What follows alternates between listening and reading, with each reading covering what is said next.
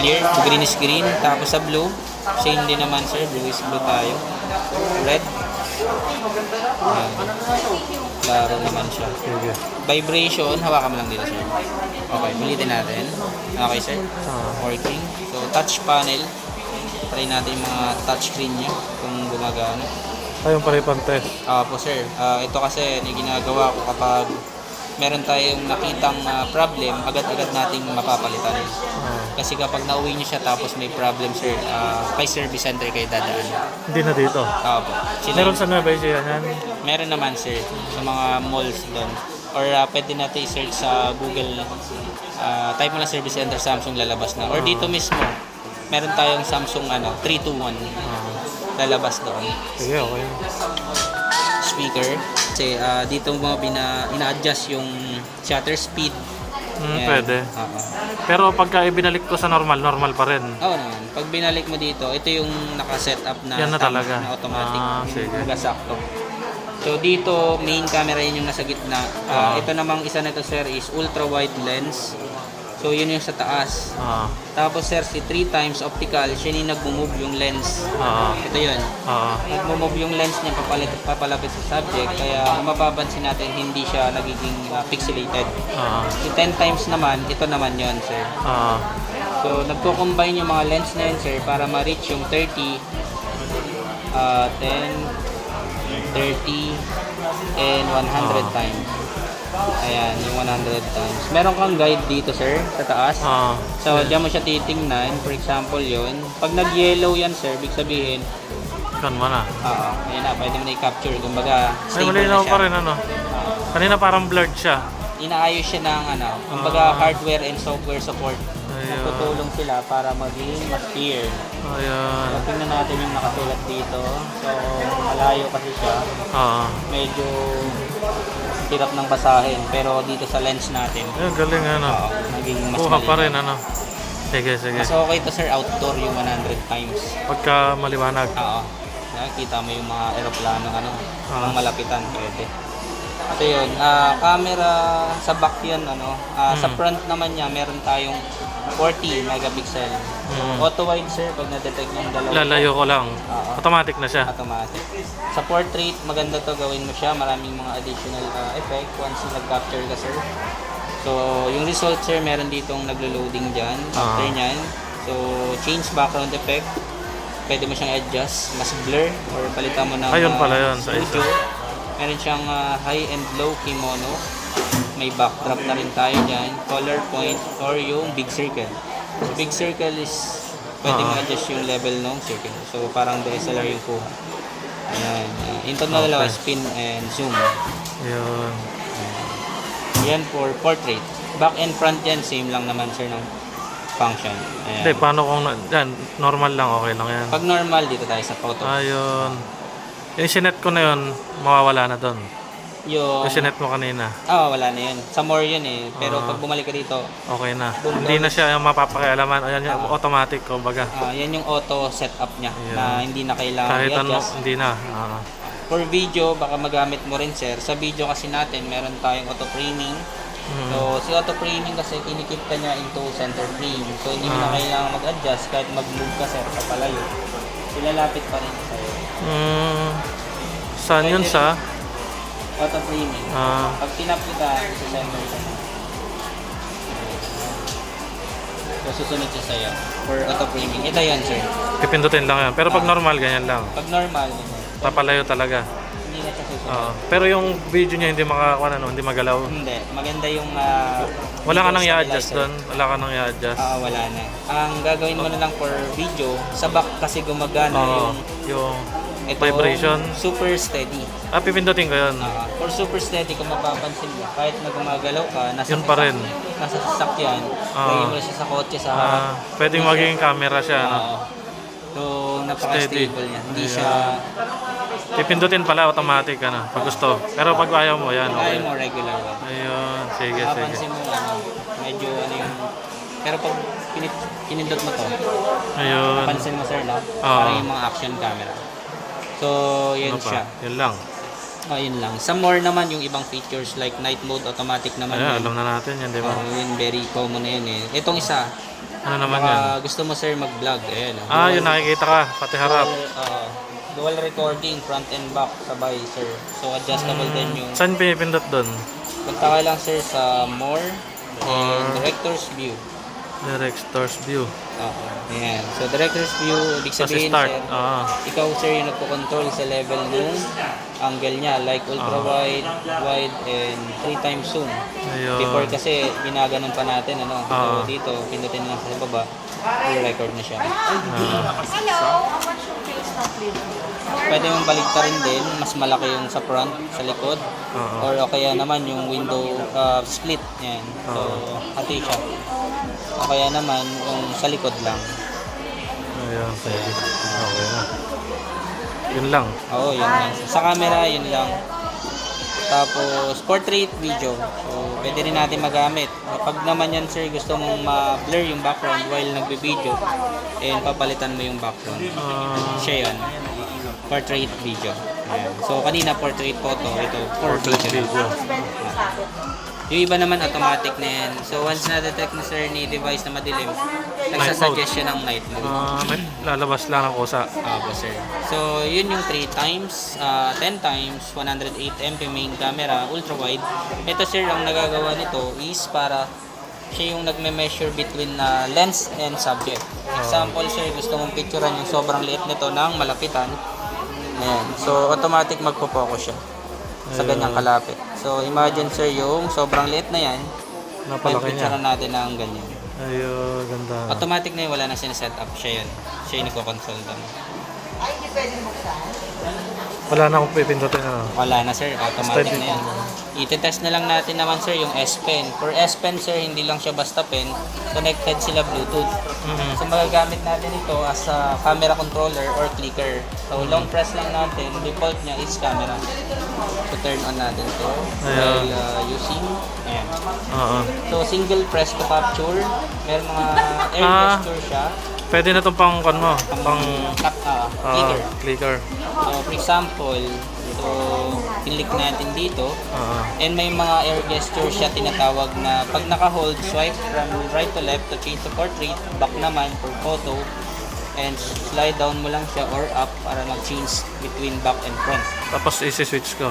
Start. Tapos, for example sir, reunion, family picture, i-tripod mo lang, then press mo lang siya. Kahit gaano kalayo? 10 meters. Since, malayo din. Bluetooth naman siya, 10 meters away, without harang. Paano yung umpisa niya, yung pag-can?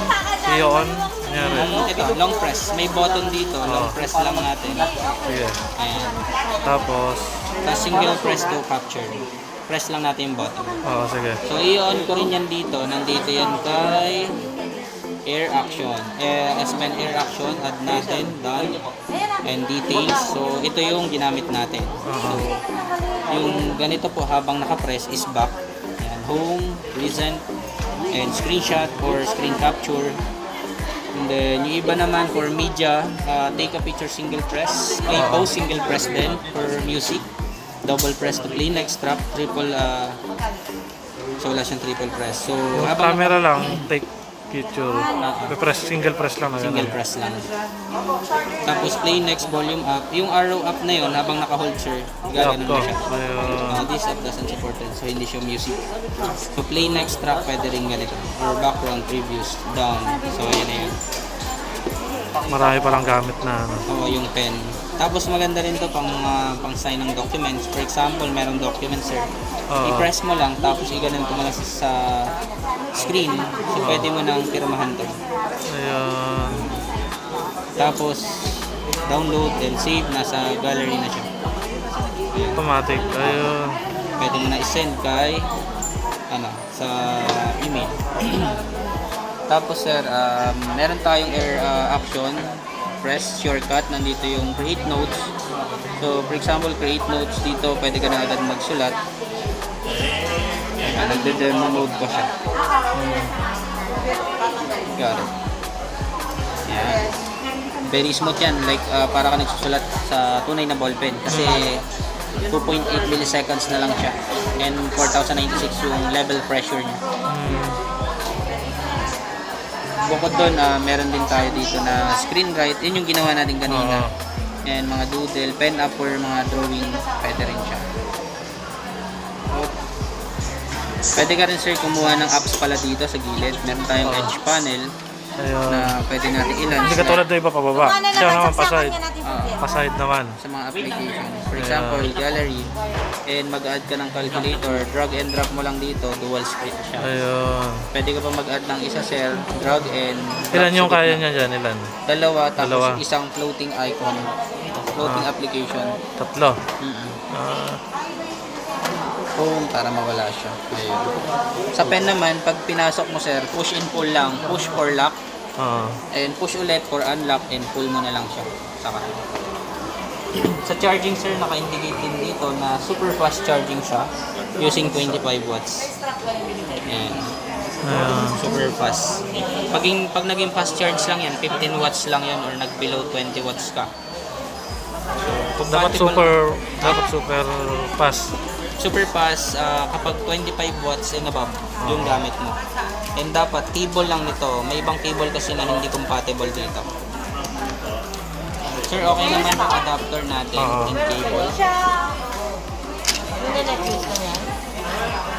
Ayusin lang natin. Sa redemption naman pala tayo. Sa phone na lang ni ma'am natin i-redeem sir. Kasi naka-link kay siya. ma'am yung resibo. Kukunin ko lang po yung link ano. Okay na yan. Okay na.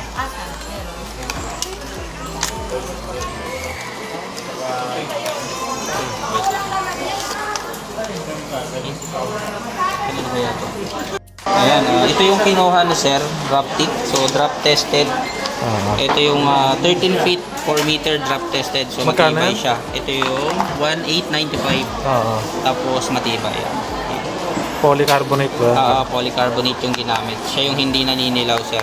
Tapos hindi basta-basta natatanggal mo. Ayan. Tapos ito naman yung charger mo sir, 25 watts travel adapter, super fast charge na yun. Ilang oras yung kan? Yan, 0 to 100, 60 minutes. Depende sa remaining battery ng device natin. Ilang oras si charge? Mga ano sir, 60 Pagka minutes. kahit bagong kan? Basta po sir, 100 na, okay lang tanggalin nyo na yan. Or pwede rin sir na kahit hugutin mo siya wala pang 100%, mas okay. At least 85% para ma-protect yung battery. Ganun pala pag-charge niya. Pag 85, pwede mo nang alisin muna. Pwede na Tapos alisin. continue mo. Pwede mag-continue. Pwede naman sir. Kahit hindi drain. Oo. Ang iwasan lang natin sa mga battery na ganito Habang sir, is madrain. Madrain siya as in zero. So, wag natin siyang palaging gawin na gano'n kasi naapektuhan yung lifespan ng battery. So, at least, Hindi pala totoo yung 25% sinarge mo hindi daw na lolobat masisira. Hindi pala totoo. Hindi yun. naman. Ang charging naman, sir, at least 30 below, pwede mo nang i-charge yun. Mas huwag lang gagamitin. Ang nakakasama kasi sini 0% yung battery tsaka ginagamit habang naka-charge. So, naaano yung battery ng cellphone nun. Kumbaga, ayun, na mabilis siyang imbis na 2 to 3 years po yung lifespan na papaikli niya dahil doon. Na-stress ba? Yung battery. Pero yung battery niya napapalitan din. Opo sir, meron tayo dito. Built-in yan, di ba? Built-in. Built-in. Pero matagal naman bago tayo magpalit ng battery ng mga Pero built-in. meron kaya kahit may mga ano naman. Opo, pag si Samsung kahit na matagal na yung device, meron pa rin available. Tapos ito sir, open natin yung device mo. Sealed unit yan. S22 Ultra na 256 Phantom Black sir yung pinili mo sir. So open na natin siya. Sa laman ng box sir, ito po yung inside the box. So unit, may ano pa yan, protector. Tapos temporary protector. Physical test sir, kung may dent or scratches. So sa mga gilid sir, meron pa siyang plastic na cover. So pwede mo siyang dyan muna. At least additional protection pa din siya. Di ba scratch proof din yan? Resistant. Oo, scratch. Nung pati yung kanya, Dito rin. scratch din yan. Sige. Ang maganda rito sir, kahit at least yung film protector lagyan mo siya. Kasi hindi natin maiwasan kapag sinisilid sa bag, ma-scratch siya. Kahit yung mga hairline, maliliit lang naman. Pero matibay siya in terms sa mga sa bagsak gano'n. Sige. Tapos lens clear din siya. Wala namang siyang mga crack or scratch. So ngayon, itetest natin yung mga function yan. So power on na natin, sir. Ultra. Sa boxer, ito yung kailangan mo. C2C na data transfer or charging cable. Sakto dito. Tapos SIM card ejector. Nandito rin sir. Try pala natin yan. So nakalagay naman dito sir, ayan, super fast charging yan. Naka-indicate din. Pwede ko rin gamitin yan dito sa cellphone ko. Pwede naman. Fast charger na rin siya. Apo. Papasok dyan yan, fast charging. Start sa service provider setup mo. Downloadan mo na natin ng kuhan yan. Nangalan sir?